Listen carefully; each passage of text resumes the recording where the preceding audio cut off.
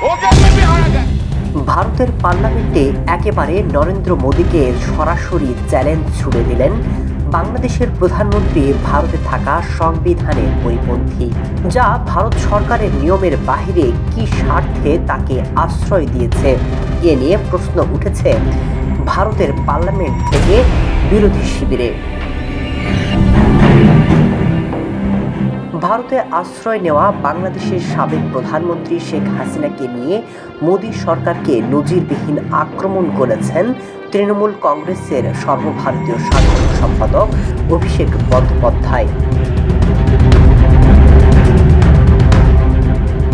ভারতের কেন্দ্রীয় স্বরাষ্ট্রমন্ত্রী অমিত শাহের দেওয়া অনুপ্রবেশ তত্ত্বের পাল্টা চ্যালেঞ্জ ছুড়ে দিয়ে মমতা বন্দ্যোপাধ্যায়ের এই ভাতিজা প্রশ্ন তুলেছেন, দিল্লিতে অবস্থানরত শেখ হাসিনা আসলে কোন পরিচয় রয়েছেন?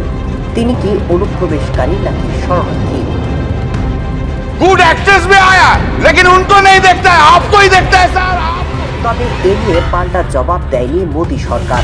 যদিও ভারতের বিভিন্ন মহলে প্রশ্ন উঠেছে বাংলাদেশ নিয়ে মোদী সরকারের অবস্থান কি, যা নিয়ে ভারতের সংবিধান এবং রাজনীতি ভিন্ন দিকে মোড় নিচ্ছে। শেখ হাসিনাকে নিয়ে মোদী সরকারের উপর বাড়ছে চাপ। वैसे तो पिछले लगभग 1 वर्ष বিশ্লেষকরা বলছেন বাংলাদেশের সাথে নতুন করে সম্পর্ক করতে মরিয়া ভারত। তারেক রহমানের সাথেও বদলাচ্ছে সম্পর্কের সমীকরণ। তবে ভারত সরকার আপাতত হাসিনাকে নিয়ে বিকল্প চিন্তা করছে না।